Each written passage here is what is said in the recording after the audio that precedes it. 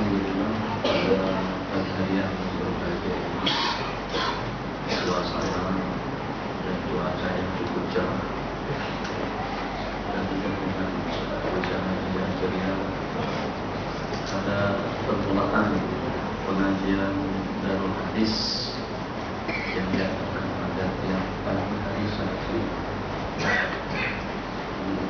di kawasan tempat yang cukup nyaman, selesa, dan juga dengan jumlah kehadiran yang cukup membanggakan.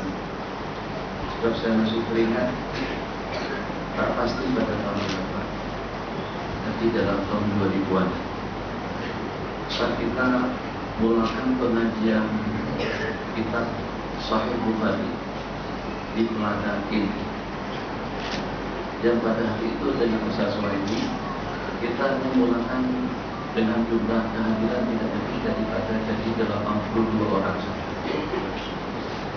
Daripada 82 dari berkurang sampai 300-an terus, sehingga dengan tempatan itu sudah tidak boleh menampung, maka kita terpaksa pindah daripada ladang in kepada Swiskin.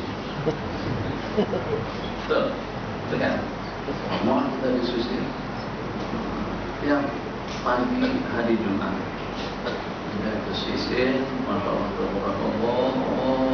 kursi-kursi yang disediakan itu juga tidak mencukupi. Terpaksa terus turun lagi kursi yang di atas, lobby itu penuh, Masya Allah, 500-600. Tapi pada saat sewanya yang naik, naik cerita. Kalau jemaahnya bertambah tambah sama. Berarti pada saat dengan sewa yang bertambah memang banyak masalah. Daripada 250 ATM yang tadi kita menggunakan Dewan Mereka, ternyata naik menjadi tambah 400, 500, 600 saya tak pasti. Sehingga secara terpaksa pengajian fraksi Sungai Petani dipindahkan daripada Swiss Inn ke tempat yang lebih mulia lagi, itu ke kawasan tempat cinta saya. Jadi kalau suatu yang memandangkan dari sudut tempat, memang jelas tempat yang kita adakan sekarang ini lebih mulia. Kenapa? Sebab cinta saya itu di dalam surau. Paling tidak dia tempat ibadah. Kalau yang namanya hotel itu tempat tidur, mana boleh kita samakan antara tempat tidur dengan tempat sembahyang. Di segi kegunaan sudah tidak sama. Hotel untuk kita tidur, untuk kita berehat. Bahkan kalau sudah ada bintangnya di ujung, mesti di sana ada karaoke-nya, ada dangdutnya, ada hiburannya, ada musiknya, ada perempuannya. Waliyadzubillah, kalau perempuan tidak ada, mudah-mudahan. Jadi saya teringat pada masa di Pahang, di Kuantan. Jadi mereka pusing. Ini saya mau akan mengadakan pengajian di Masjid Negeri. Hotel yang mana satu yang tidak ada minuman dan juga yang tidak ada perempuan. Jadi pusing, pikir, ada satu buah hotel pengajian di depan masjid. Kalau tidak salah namanya Syahrazan, bukan kan? Jadi di situ saya itu satu hotel yang tak ada perempuan dan juga yang tidak ada minuman keras. Alhamdulillah. Jadi yang saya harapkan pertama dengan majelis yang kita adakan pada pagi hari ini, bukan hanya dengan permulaan yang semangat, bukan hanya dengan permulaan yang berhati-hati. Memang yang disebutkan di dalam kitab suluk, dalam kitab tasawuf, seseorang yang tidak memiliki permulaan yang semangat, permulaan yang membakar, itu tidak akan membawa kepada kesudahan yang ceria. Jadi mungkin ada di antara daripada kita mengikuti pengajian Dr. Gur pada tiap hari Sabtu dan Ahad. Sekarang ini pada pukul 6, live pukul 6 titik hijrah sampai pada pukul 7. Di situ salah satu daripada kata-kata hikmah yang disebutkan, "Man takun lahu bidayatun muhbitah, lam takun lahu nihayatun musyrifah." Seseorang yang tidak memiliki permulaan yang membakar dengan semangatnya, dengan keinginannya, dengan kemauannya, tanpa problem itu di mana-mana pun ada. Tapi jangan sampai dengan kita didunggang oleh problem. Yang namanya masalah, yang namanya tantangan mau hidup dengan sesiapapun, itu saja nampak kelihatan ceria. Tapi di balik daripada keceriaan itu ada 41 masalah di kepala.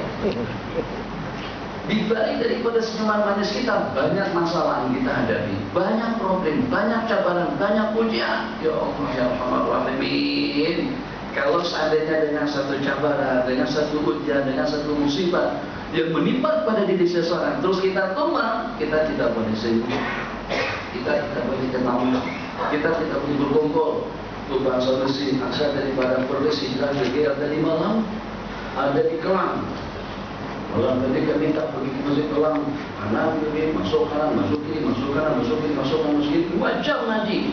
Daripada di Pinjras sampai ke Kelang 2 jam. Ya Allah, kalau macam ini perjalanannya kereta raya seperti kura-kura aja berjalan. Kereta lama. Tadi malam tuh kami naik Audi. Yang Exos 2 belakang. Tapi tak pada gimana. Apapun jenis keretanya tetap jalannya sama. Sampingan dengan kancil. Kata kancil, Assalamualaikum.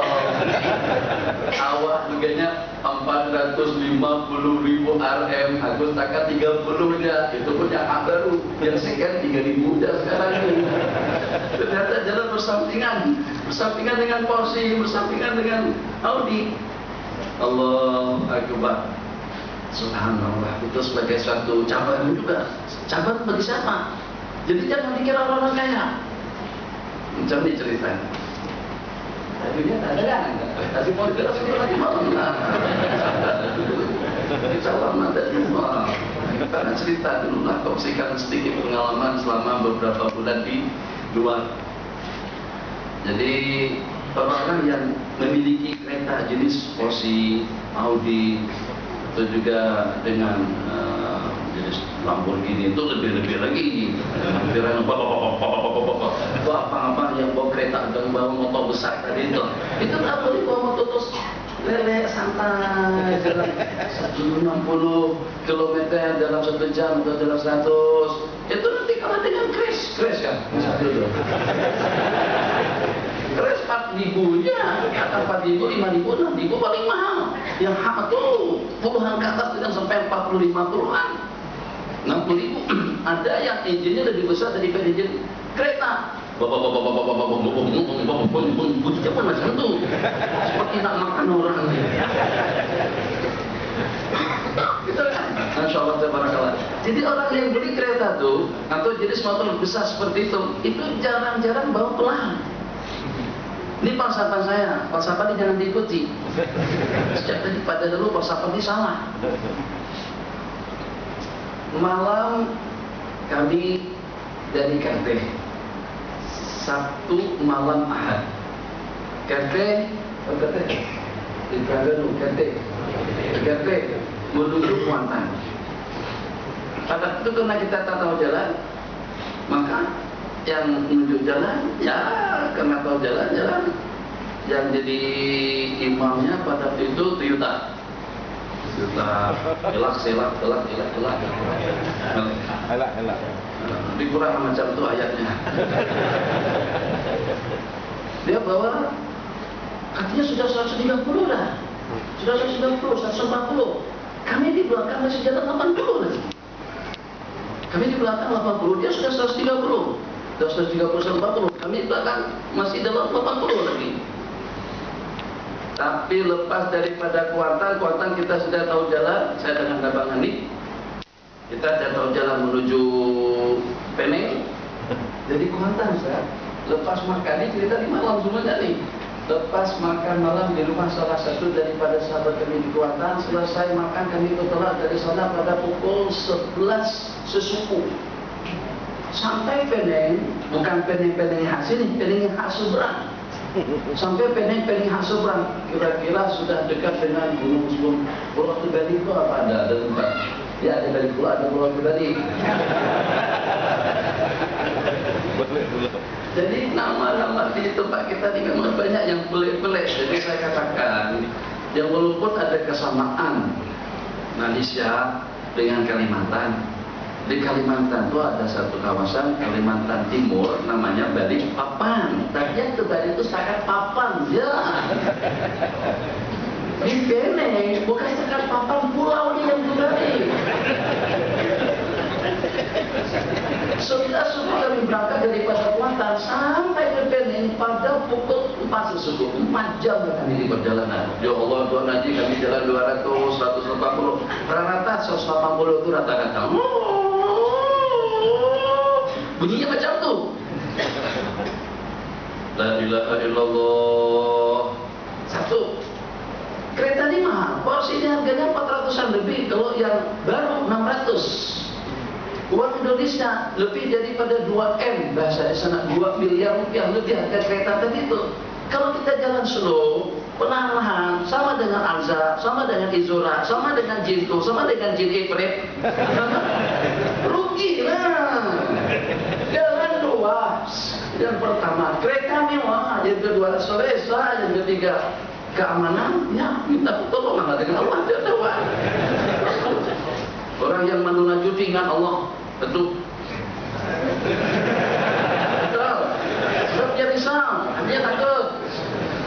Orang yang madu santai itu sambil simbang, kadang sambil merokok, kadang sambil makan keripap, mata ke sana kemari. Tapi tak ada orang bawa kereta 200 km dalam 1 jam sambil santai relay ke Jawa ke mana.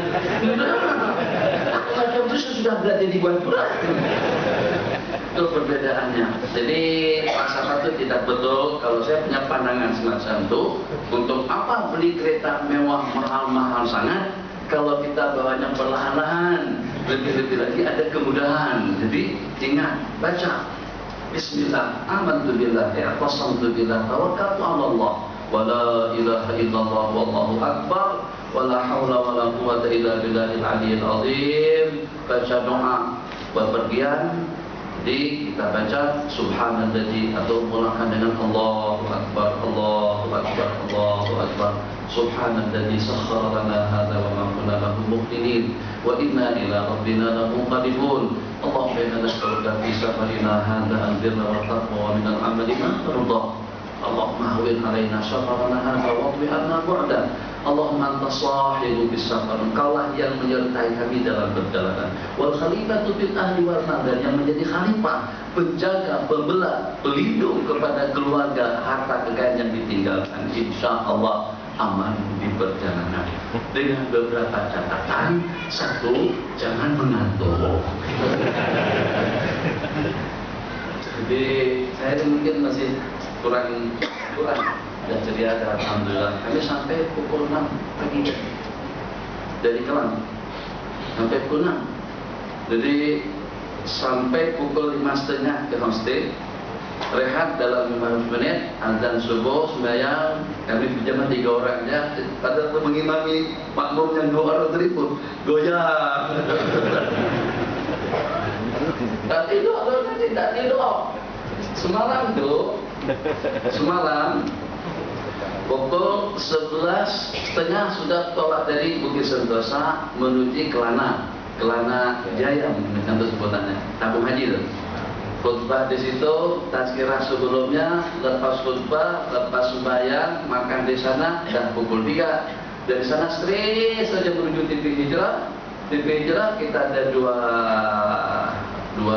episode. Yang pertama rekaman pada pukul 4 sampai pukul 4.45 lebih sedikit. Lepas itu kami sembahyang sampai jemaah dengan kawan-kawan. Saya rasa mungkin yang pertama, dulu orang tengok dan bertanya-tanya, mungkin supaya jangan su'adzan, supaya tidak buruk sangka. Pukul 5 Ihya Ramadan, pukul 5 asar, pukul 4.45. Syekh Nuruddin sembahyangnya di mana? Itu kan pertanyaannya. Suruh orang sembahyang saja suruh berjemaah, dautannya pada muka tak sembahyang pun. Nah, tunggu dulu. Kita tengok yang pertama bersembahyang berjemaah di TV Hijrah itu salah seorang hamba Allah namanya Muhammad Nuruddin. Ofisnya kecilnya apa? Jadi kita bayang dulu, sebab kita tak ada makeup tak jadi. Kasihnya, apalagi lagi diginjuk kita jadi perempuan. Apa urusannya? Semalam tuh sampai ditanyakan. Dalam pengajian di Surah Al-Hakim, Hakim itu hikmah. Namanya juga selama kita sekarang ini. Apa yang ditanyakan? Syekh, katanya. Kenapa muncul sebagian ustaz-ustaz di TV? Dia bilang, TV itu siapa dulu? Mudah-mudahan jangan aku kan. Saya itu juga khawatir juga. Pertanyaannya, kenapa kelihatan atau muncul ustaz-ustaz di TV yang kelihatan bibir begincur, di make up, disolek? Di mana kita perempuan? Allah jadikan kita laki-laki. Allah berfirman, mulai sadzakaru kal unsa. Laki-laki itu tidak sama dengan perempuan. Jalan yang legang-legok macam itu perempuan. Wajar-wajar saja, tapi kita laki-laki tidak boleh jalan seperti itu. Itu namanya tasyabbuh bin nisa. Nabi kita laknat laki-laki yang menyerupai perempuan dan juga dengan perempuan yang menyerupai laki-laki. Geraknya, jalannya, pakaiannya, dandanannya, perhiasannya. Jadi kalau kita laki-laki berwangi-wangian, wangi-wangian kita yang keciuman bau tapi dengan kalat tidak kelihatan. Beda hanya kalau dengan perempuan. Nah, jadi kenapa? Problem yang berlaku di masyarakat, kenapa sampai merebak benda-benda makruh, perkara-perkara janggal, bahkan perkara-perkara haram, itu disebabkan karena sikap sebagian daripada ustaz-ustaz atau tutu guru yang tidak memperhitungkan kesan buruk daripada sikap dan perilaku yang kita lakukan. Jadi kita tidak mau kalau sampai dengan kita mewariskan satu benda yang negatif, yang pada saat nanti kita dipanggil oleh Allah Jalla wa'ala, yang kita inginkan kebaikanlah yang mengalir ke dalam dokumen kita. Tak kisahlah haji, usia kita hanya setakat dalam 70, 80, 90 tahun saja. Tapi bagaimana dengan yang 90 tahun tadi itu, atau yang 60 tahun sahaja? 60 tahun itu belum ditolak lagi tidur 20 tahun. Itu tidur sekitar 8 jam. Tapi kalau tidur campur kata Ustaz Fahmi dengan tidur pada masa pengajian, pada waktu khutbah disampaikan, pada masa malam Jumat baca Yasin, wal Qur'anil Hakim innaka laminal mursalin ala siratin mustaqim tanzilal azizir rahim litunzira qauman. Mana ada macam tu? Pertandingan terakhir antara Kelantan dengan Terengganu, bola sepak, ada satu pun yang menguap. Betapa tidak bijaknya kita kalau pada tu dengan kita mengatakan atau menonton bola sepak. Dengan pada waktu kita di pengajian hadis, pada waktu kita baca Yasin, pada waktu kita menjadi tetamunya Allah Jalla wa'ala, yang ternampak dengan para mereka, kelesuan kita, kelenguhan kita, kejenuhan kita, tak larang, tak boleh. Tadi berdiri 1 jam setengah di stadion, ketika peringatan malam tahun baru, diri saja, tak ada kursi pun, tak ada tempat duduk, panas lagi, macam mana larang.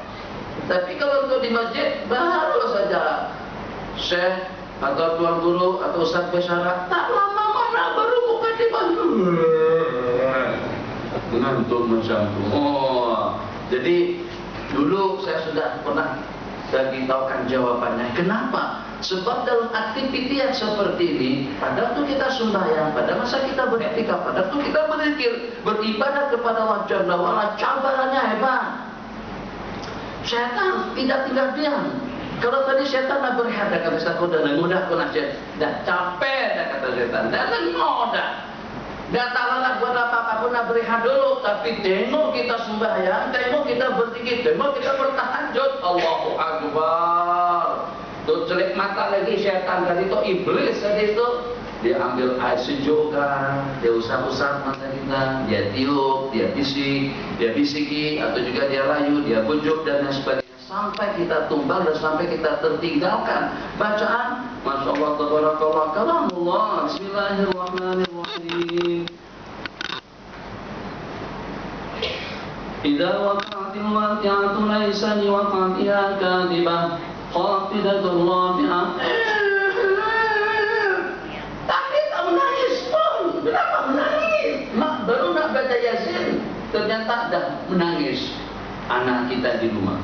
Satu, tantangan. Kalau tak percaya, budak-budak suruh saja main. Oh, cerdas, Masya Allah, tabarakallah. Suruh saja baca Iqra. Ban bin bon tanding tu, baru tanding. Jadi syaitan, kalau kata orang Kalimantan, tak pilih bulu. Tua muda sampai budak-budak kecil pun dia ganggu. Suruh saja dia main, suruh saja dia nonton. Tom and Jerry misalnya, oh matanya jelek betul, Allah, ipin opin, insyaallah tabarakallah. Ya, opin itu apa tuh? Betul. Itu yang tua pun jelek mata pada nonton ipin opin. Tapi suruh saja berzikir, tak bakalan habis. Allah, semangat awal semangat.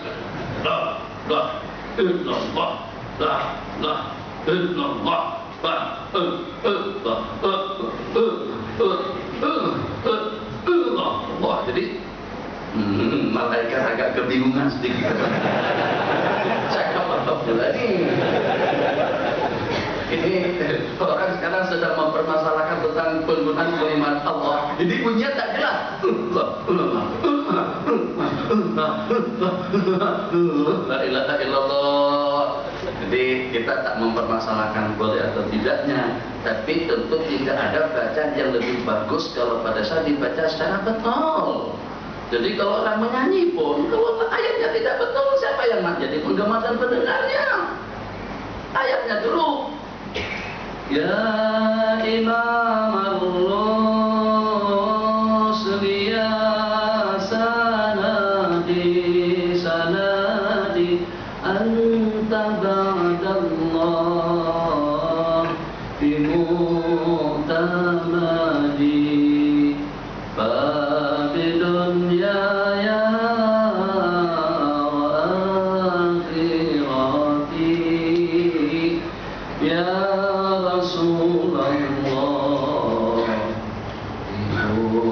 akhirati ya baca saja secara raju dan cepat, tak sunnah. Lagu pun macam itu juga. Cuma satu benda yang pelik. Ini juga cobaan dan ujian. Kali pertama saya lakukan. Bukan saya senang melakukan yang pelik-pelik, tapi selalu terbatik dengan yang pelik-pelik. Pada masa Anda diberikan sebagai tokoh anugerah ulama Nusantara di Masjid Shah Alam. Saya Masjid Shah Alam, kita sudah sampai ke situ. Jadi kami berdua. Saya pertama mewakili Nusantara, yang keduanya salah seorang tuan guru kita dari Kelangka atau dari Selangor yang habis hafal Quran dan belajar di masjid generasi lama, mungkin generasi Syekh.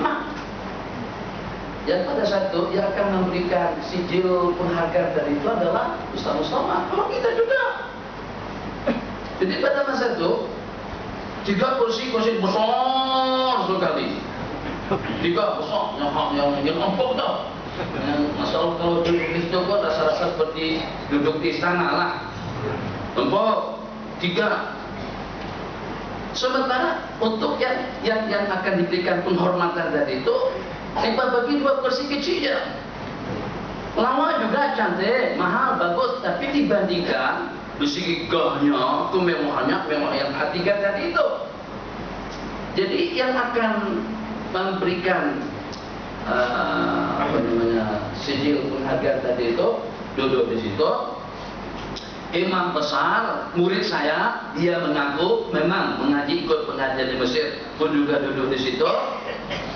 Kemudian yang memberikan kata aluan dari Kementerian Pendidikan atau seperti apa, pendidikan, Ustazah Halimah, duduk di situ juga. Saya dengan tuh guru tadi itu kami duduk di kursi kecil. Tidak mati. Itu guru dia katanya dia tuh gurunya dia, tapi kursinya lebih bagus daripada kursi saya. Mana boleh macam tuh? Itu murid kurang ada. Itu tidak ada suatu asis. Mana buktinya? Yang walaupun pengantin itu masih anak kita, yang walaupun anak darah, yang walaupun usia masih dalam belasan, katakan saja dalam 23 tahun, tetap kita keluarga keluarga kita, mak ayah kita, bukan kita yang duduk di pelamen. Yang duduk pelamen itu pengantin. Nah kan kita yang duduk di situ. Yang walaupun awak yang kawin, tapi aku ni pak mertua tau. Bapak waktu tahu dulu kursi kecil dapat Bapak dua penonton saja. Kenapa? Karena kita nak rakikan. Itu satu kesalahan yang berlaku di masyarakat. Kita nak rakikan. Kalau memang betul-betul nak rakikan, bagilah yang lawan sedikit. Bukan kita yang meraihkan di kursi yang bergerak-gerak tadi itu mewah, megah, bagus, cantik, elok. Sementara yang diraihkan kata dia tuh guru dia lagi. Allahu Akbar. Bisa pikir dimasukkan ke dalam Facebook ya. Nanti marah pula kalau kita di Shah Alam. Pengajian di Shah Alam itu bulanan. Ya, mereka tahu dah. Mereka pun juga minta maaf pada Maret itu. Saya pun merasa paham lah. Jadi kadang-kadang bukan mereka bersengaja, mereka juga minta tak sengaja Syekh, tapi tak terpikir ke sana lah. Syekh ini pikiran jauh, kadang-kadang mengamat, benar-benar orang tidak mengamat ke situ. Jadi di situ juga pada hari yang sama atau pada matikan handphone. Matikan handphone dulu supaya kita senang cakap. Handphone tuh pemain bola sepak pun tak buat handphone ke tempat. Takkan bawa handphone di pengajian hadis. Dahulu takkan ada kawan-kawan yang duduk angkat lutut semacam tadi itu. Itu perumpamaannya seperti seakan-akan seperti dengan burung yang sedang hinggap di kepala mereka. Khasyahnya, tadallulnya, kemudian dengan inkisahnya, betul-betul bahkan daripada Imam Malik sendiri mungkin hanya dalam beberapa rangkaian kata-kata mukadimah, begitu sampai kepada hadis yang pertama, qala Rasul, baru sebut Rasulullah sallallahu alaihi wasallam, kata sudah meleleh. Itu pun aja hadis di zaman dahulu. Oke, jadi pada peristiwa yang sama atau minggu yang berikutnya saya tak pasti. Jadi pada masa itu Tuhan Majlis tadi sudah ada satu benda yang saya nak sebut. Berarti beberapa. Nah, dengan ada makanan tak duduk.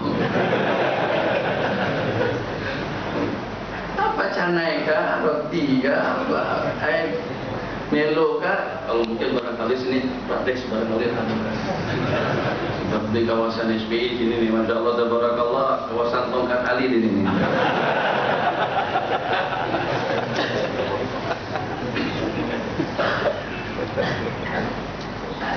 Sebenarnya tentang tauhid tasawuf, tiga tentang bangsa, tingkat internasional.